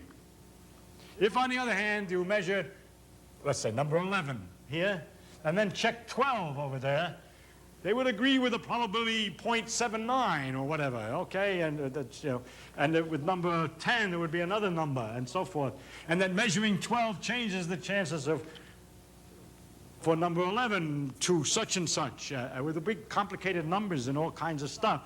But it's much easier to take the 3 cases with the one number, 3/4, which we always come back to explain the character. The character of the phenomenon occurs again and again, that these numbers that I would have to give you for the 17 case would have this property that are inexplicable by supposing you have cards with 17 different, with red and green faces, and there are 17 cards in there and so on, okay?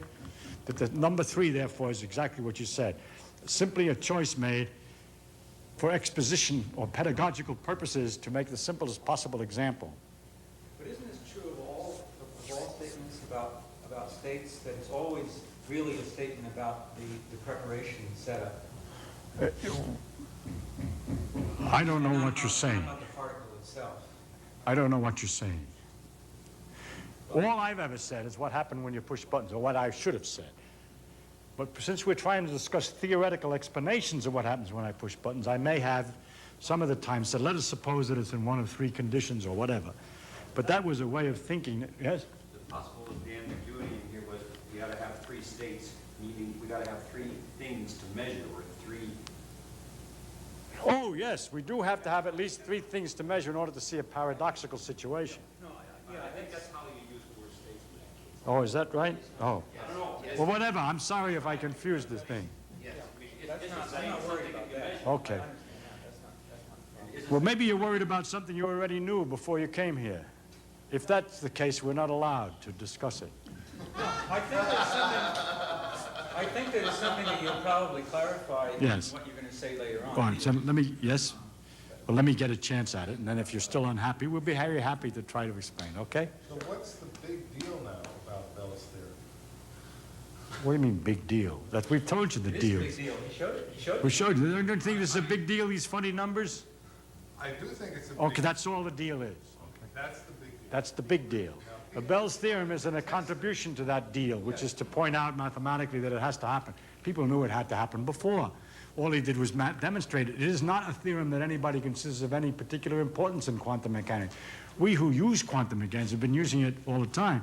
Pay not much attention to it. It's not an important theorem. It's simply a statement of something that we know is true, sort of a mathematical proof of it. Once you've seen this example, you know it's true, that you can get situations that you can't explain. All of this is a demonstration mathematically from the original equations that this can happen. But you know it can happen from this particular example. So it is not really a theorem that stands in a big deal in the middle of the subject and represents a big contribution that before we had Bell's theorem, there were things that we couldn't figure out, and after we have Bell's theorem, it was a new light. Not at all. It's just a mathematical statement of something, a more precise statement of something we all knew. Okay? People are trying to test this. Are there tests going on, as I understand? We're always trying to test whether some of these predictions of the quantum mechanics that seem paradoxical from the point of view of classical thought, or these making this assumption that a thing has to be this way or that way before you look at it, that if they want to not break down that and think that maybe some of the things that are predicted by quantum mechanics are false. And so every time we take an example and discuss it, and they don't like that example, they think it can't happen, it's too crazy, then they insist that somebody ask somebody to check it, or they try to check it. But none of these things have ever failed to work as expected. I really do believe that the quantum mechanics is fundamentally correct, and that all this is simply a psychological trouble that we have. It is extremely difficult to get used to it because it's so much common sense and common knowledge that gets this idea that when you're not looking at something, it's either this way or that way. And to be able to say that, my God, you can't even say it's either this way or that way when you don't look at it, but hey, it must be either this way or no, if you say that, you're going to get in trouble. They say that can't be so bad. There must be that nature isn't quite like that. And every hope that they have is one by one so far demolished, okay? Well, Whether they can find a way of doing it some other way, I don't know, but that's the way it is at the present moment. Well, I understand that some people think about Bell's theory who philosophically they believe that the universe is somehow connected. They try to use this idea that there's this connection between these processes, which is equivalent to Bell theorem, to say that indeed there is an instantaneous connection between things in the universe. Yes, well, they would like to do it that way. Yeah. I must say to you that because this is unfamiliar, that there do appear all the time when you're thinking about things, difficulties that you're not satisfied with. And I'll try to explain some of those further on when we talk. The difficulties if we try to apply this idea somehow to the whole universe or something like that. And you say, well, we're in the universe and we're pushing the button isn't something done externally, and how is it done inside when, if you can't talk about the condition that things are in, how can you talk about the condition that the universe is in? After all, we're in it. And things like that produce a certain amount of trouble which haven't been thought through very well and leave us with a very uncomfortable feeling that the story isn't finished. could it be that by suspending, say, one law of logic, like A equals B, C, then A, if you just suspend that it would work? Well, yes, that's more or less what we do, but we suspend an assumption. We suspend an assumption that we are able to say things like, this is in either this or that condition, when you haven't made any observation yet. And then we can continue to think straightforwardly, and it's the most efficient way of doing it as far as we know. There might be another way by suspending some particular rule of reasoning and keep the old assumptions, but I don't know a particular way. And I'm just used to the way everybody else does it, which is to change the statement. We have a different statement. I'll just make words which won't mean anything to most, but we're going to say things like, a particle has an amplitude to be in this condition or that condition and so on. Not a chance or a probability or a reality of being in this condition, but another quality. And we would work with these so-called amplitudes and tell you how to combine them. So in the end, from this reasoning, you can predict what the probabilities will be. But this system of reasoning works, but we don't understand it any deeper than that this is a system that can replace the old system, but that works. Well, I don't know what else to say about it. It's very discomforting because it's so easy, it's so hard to believe that a simple-minded idea like the chicken in the icebox, that you can't say either there's chicken in the icebox or there's not chicken in the icebox until you open the door and look at the chicken, that you can't even say that there are these two alternatives or you get into trouble, is a kind of shock. And the shock keeps coming back. And no doubt, because we're all human, we're always sort of falling every once in a while. And I may well have said something about states or something was incorrect, because you sometimes fall off the wagon when trying to reason. But I'll show you the kind of reasoning that is done, the type of assumption that is made, and the system for computing the probabilities. But you'll be very dissatisfied by all that, because it all looks so crazy and abstract and mathematical and dopey, and you don't know why it works. And you say, well, wait, why?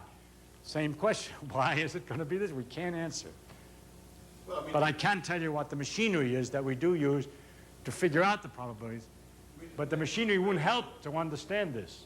I mean, there could very well be that there is a complex world you're entering, in which the common ways just don't work anymore. That's what we think it is, actually. That's what I think it is. Is part of the differentiation between the macro world and micro world that, for instance, there are chickens or not chickens in the icebox, which is a different thing then the probabilistic nature is what I'm getting a feeling about atomic phenomena. Well, strictly, it's like this.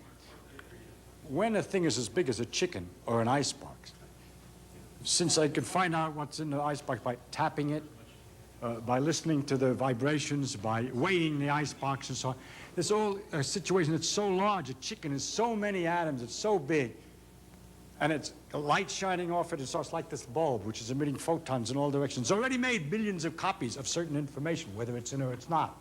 So that idea that we can't tell for a chicken is really an extreme.